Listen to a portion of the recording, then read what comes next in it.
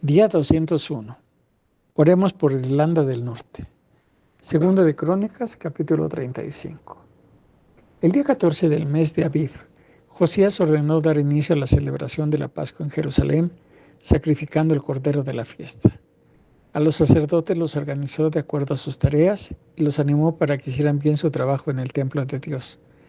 A los ayudantes de los sacerdotes que se dedicaban a la enseñanza de la ley de Dios, les ordenó lo siguiente: ya no es necesario que transporten de un lugar a otro el cofre del pacto de Dios.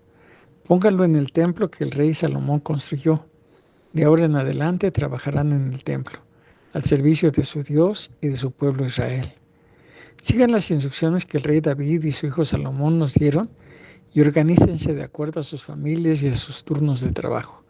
Así, un grupo de ayudantes de cada familia tendrá su oportunidad de servir en el templo. Cada grupo representará a las demás familias israelitas. Cumplan con la ceremonia de preparación y sacrifiquen el cordero de la Pascua para que así sus compatriotas tengan todo lo necesario para celebrar la fiesta, tal y como Dios lo ordenó por medio de Moisés. Entonces Josías les dio a todos los que estaban allí 30,000 animales de su propio ganado para que celebraran la Pascua. Entre los animales iban corderos y cabritos, también de otros 3,000 novillos que también ofreció. Al ver esto, los asistentes del rey también regalaron animales para que el pueblo y los sacerdotes y sus ayudantes celebraran la Pascua. Además, Hilquías, Zacarías y Jehiel, que eran los asistentes del rey y estaban a cargo del templo de Dios, les dieron a los sacerdotes 2,600 corderos y 300 novillos. Conanías y sus hermanos Semaías y Natanael, así como a Asabías, Jehiel y Josabad, jefes de los ayudantes de los sacerdotes, dieron 5,000 corderos y 500 novillos. Una vez que los sacerdotes estuvieron listos y sus ayudantes se organizaron por grupo, de acuerdo a las órdenes del rey, empezaron la celebración de la Pascua. Los sacerdotes sacrificaron los animales de la Pascua y rociaron el altar con la sangre. Los ayudantes les quitaron la piel a los animales y le sacaron la grasa para darle a cada familia la parte que le correspondía quemar ante Dios. Luego asaron los animales para la fiesta y el resto de las ofrendas de Dios las cocinaron en ollas, calderos y sartenes. Todo eso lo repartieron entre la gente del pueblo y así cumplieron con lo que había ordenado Moisés. Los ayudantes de los sacerdotes no solo tuvieron que cocinar su propia parte, sino también la que les tocó a todos aquellos que estuvieron muy ocupados como para hacerlo por sí mismos. Los sacerdotes, por ejemplo, estuvieron ocupados hasta el anochecer, presentando la grasa y las ofrendas que fueron quemadas. Los cantores estuvieron ocupados siguiendo las indicaciones que había dejado David, Asaf, Emán y Jedutún, el profeta del rey. Y los encargados de vigilar las entradas del templo tampoco pudieron dejar su puesto. Así fue como organizaron todo lo que se necesitó para celebrar la Pascua y para quemar sobre el altar las ofrendas presentadas a Dios. Todo se hizo según las instrucciones del rey Josías. Durante 7 días los israelitas celebraron la fiesta de la Pascua y de los panes sin levadura. Cuando Josías cumplió 18 años de gobernar, tanto él como los sacerdotes y el pueblo celebraron la Pascua en Jerusalén. Nunca antes se había festejado la Pascua de esa manera, ni en la época en la que gobernó el profeta Samuel, ni en la época de los reyes que gobernaron Israel antes de Josías.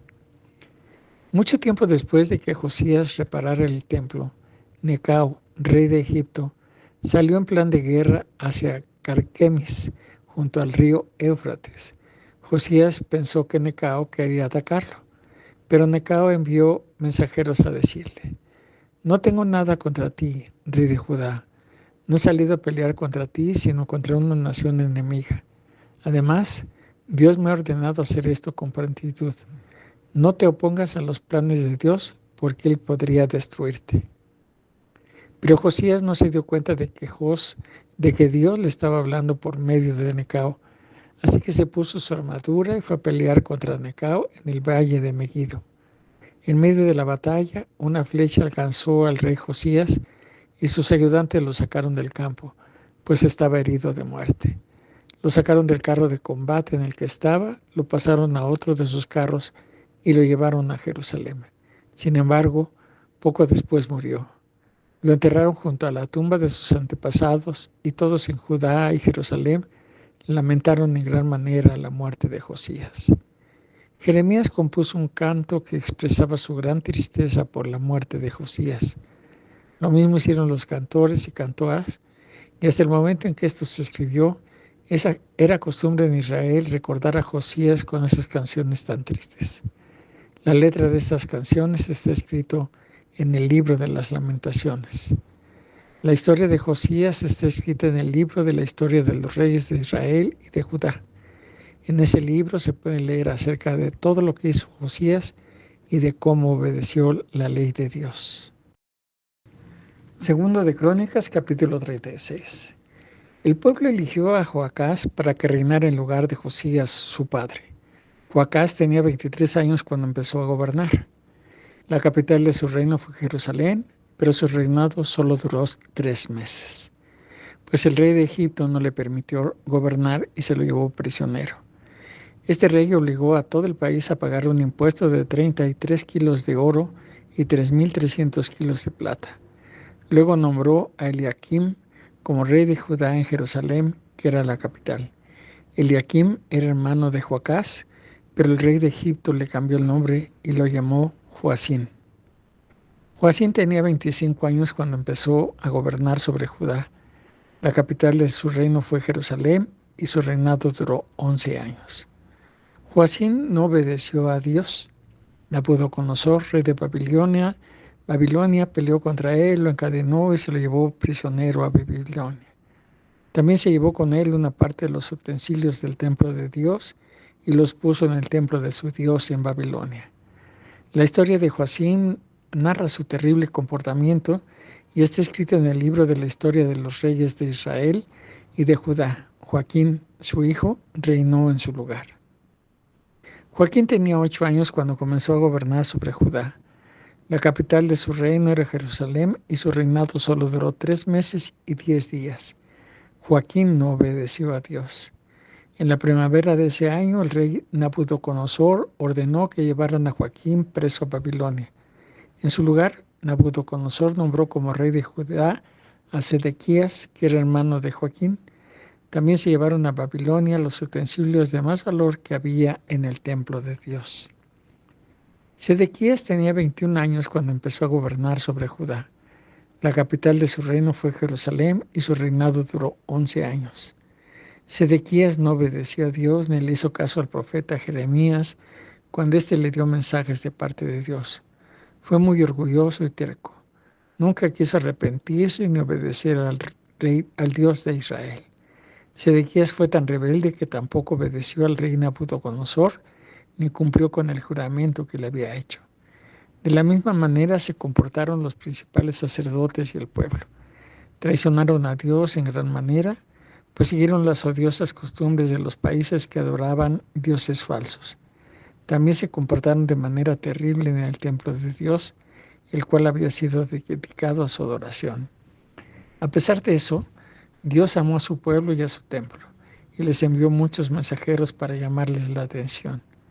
Pero la gente siempre se burlaba de los mensajeros de Dios y de los profetas, y no les hacían caso, y así siguieron hasta que Dios ya no aguantó más, y muy enojado decidió castigarlos. Dios hizo que Nabucodonosor atacara Jerusalén y la derrotara. El rey Nabucodonosor mató a los jóvenes en el templo y luego mató a muchos de los habitantes de Jerusalén, sin importar si eran hombres, mujeres, niños o ancianos. Nabucodonosor se llevó a Babilonia todos los utensilios y tesoros del templo de Dios. También se apoderó de los tesoros del rey y de sus asistentes. Luego derribó la muralla de Jerusalén, les prendió fuego al templo de Dios y a los palacios y destruyó todos los objetos de valor. Los israelitas que quedaron con vida fueron llevados presos a Babilonia, donde fueron esclavos del rey y de sus descendientes. Así permanecieron hasta que el reino de Persia se convirtió en un país poderoso y conquistó Babilonia. Así fue como se cumplió lo que Dios había anunciado por medio del profeta Jeremías. El territorio de Judá quedó abandonado 70 años y solo así pudo disfrutar de paz. En el primer año del gobierno de Ciro, rey de Persia, este rey dio la siguiente orden a todos los habitantes de su reino. El Dios de los cielos, que es dueño de todo, me hizo rey de todas las naciones y me encargó que le construya un templo en la ciudad de Jerusalén, que está en la región de Judá. Por tanto, todos los que sean de Judá y quieran reconstruir el templo, tienen mi permiso para ir a Jerusalén y que Dios los ayude. Ciro, rey de Persia. Con esta orden se cumplió la promesa que Dios había hecho por medio del profeta Jeremías. Primera carta a Tito, capítulo 1. Querido Tito, yo te ayudé a confiar en Jesucristo y por eso tú eres para mí como un verdadero hijo. Tú y yo confiamos en Dios, por eso yo le pido a Él, que es nuestro Padre, y a Jesucristo, nuestro Salvador, que te llenen de su amor y de su paz. Como bien sabes, soy servidor de Dios y apóstol de Jesucristo. Fui enviado por Él para que los elegidos de Dios confíen en Él y para que lleguen a conocer la verdad que enseña nuestra religión. Así estarán seguros de recibir la vida eterna, que Dios nuestro Salvador prometió desde hace mucho tiempo, y sabemos que Dios no miente. En el momento en que Él consideró oportuno, me dio ese mensaje y me pidió que lo anunciara a todos los demás. Te dejé en la isla de Creta para que resolvieras los problemas pendientes y para que nombraras líderes en las iglesias de cada pueblo. Como te dije, un líder de la iglesia debe ser alguien al que no se le pueda acusar de nada malo. Debe ser esposa de una sola mujer y sus hijos deben creer en Jesucristo, portarse bien y ser obedientes. Dios les ha encargado a los líderes de la iglesia que vigilen el trabajo de todos para que todo se haga bien. Por eso no deben de ser tiranos, ni enojarse con facilidad, ni emborracharse. Tampoco deben ser violentos ni tramposos en sus negocios. Al contrario, deben hacer siempre lo bueno y recibir con gusto en su casa a quienes los visiten. Deben pensar bien las cosas antes de hacerlas y ser justos, santos y disciplinados en todo. No deben creer otro mensaje que no sea el verdadero mensaje recibido de Dios y mucho menos enseñarlo. Así podrán animar a otros por medio de la buena enseñanza y convencer a los que se oponen a ella. Porque por allí andan muchos que no obedecen la verdadera enseñanza, sino que engañan a los demás con sus enseñanzas tontas. Esto pasa sobre todo con algunos de ustedes que inciden en seguir practicando la circuncisión. No los dejes enseñar, porque confunden a familias enteras y lo hacen solo para ganar dinero. Fue uno de los propios profetas de Creta el que dijo: la gente de Creta es mentirosa, glotona y perezosa. Se portan como animales salvajes. Y es verdad. Por eso tienes que reprender mucho a esta clase de gente y ayudarla para que vuelva a confiar en Jesucristo como es debida. Ayúdales a no prestar atención a mandamientos dados por gente mentirosa ni a cuentos inventados por los judíos. Los que obedecen sinceramente a Jesucristo consideran que todo es bueno, pero los que no obedecen ni confían en Él creen que nada es bueno, solo piensan en lo malo y no les remuerde la conciencia. Dicen que conocen a Dios, pero cuando vemos el mal que hacen, sabemos que eso no es cierto. Son odiosos y desobedientes, incapaces de hacer algo bueno. Aquí tienes más videos. Suscríbete, activa la campanita, comparte y deja tus comentarios. Gracia y paz.